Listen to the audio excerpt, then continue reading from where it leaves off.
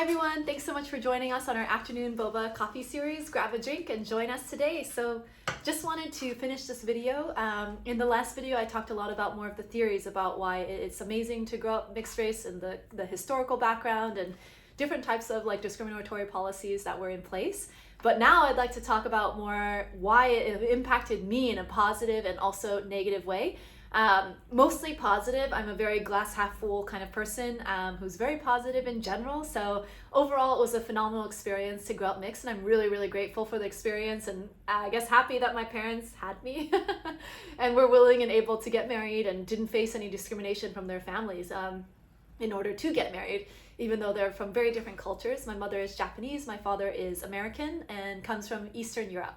So I think some of the major disadvantages of growing up mixed race are, number one, I naturally stood out. People were very curious to learn more about me just by the nature of my face, or I don't know, what I look like. And so, you know, that superficial kind of appearance, which really helped to try and, I don't know, start conversations and really break the ice and try to get to know people on a different level.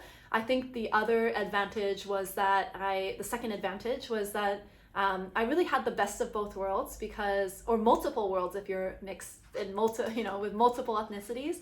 But I was really able to pick and choose. Like, I really like this part of the Japanese culture, or the Asian culture in general, and so let's incorporate that into my personality, my well-being, my humanity. And I also really like this about the Caucasian side of being they're more like risk takers. They're not perfectionists.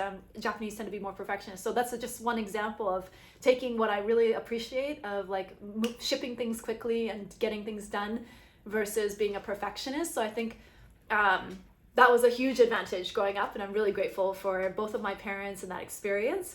And then I think the third one was that there's no one like me. I think fundamentally all human beings are unique and incredible and have a unique mission to fulfill, but like ultimately there's absolutely no one on this planet who is exactly like me in terms of the genetic makeup, and everyone can say that too, right, fundamentally. But I really liked being Japanese, Korean, and a lot of Northern European Northern European ethnicities, and even Ashkenazi Jew too.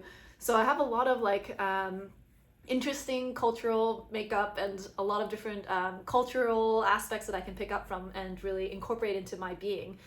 So I think those were the three main advantages, and obviously there's many, many more, but I think some of the disadvantages and some of the challenges of growing up mixed race are that you never really feel like you're one or the other, right? You never feel like fully Asian or fully white. And so, for example, like even in my immediate family, my extended family, I was literally the only person who is mixed race on both sides.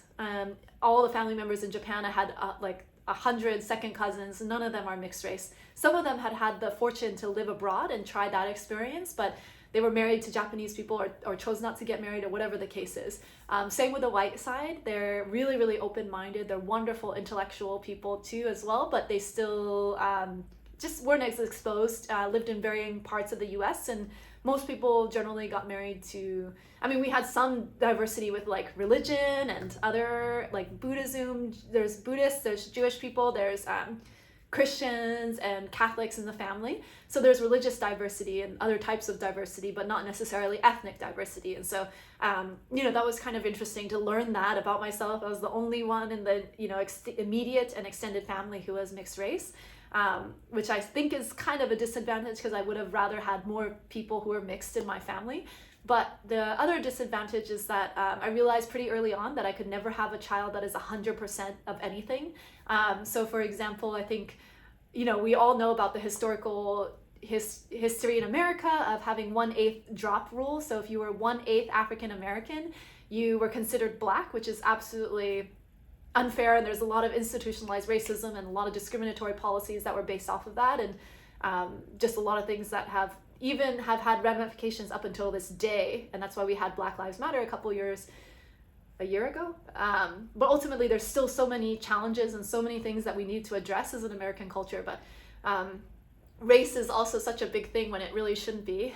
But growing up mixed race and having that experience of being multiple ethnicities and realizing that I could not have a person who is 100% Asian or 100% white or whatever else was kind of interesting for me. It was like it was a light bulb that went off in my head, and I was like, oh, well, that's pretty interesting that I will never ever have like a person who is full white or full Japanese or something.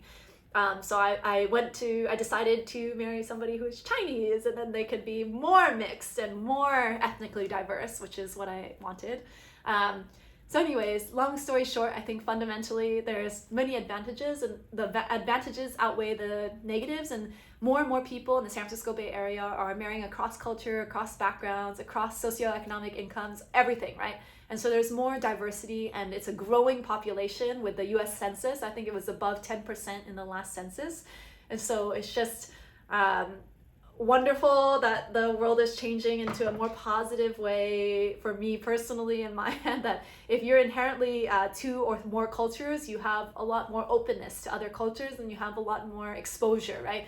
So you're more willing and able to learn about other cultures because you are not fully anything, right? And then you also realize that race is like sort of it's superficial, it's not a reality. So anyways, and it's a man-made concept. But anyways, long story short, I really hope there are more mixed people in this world.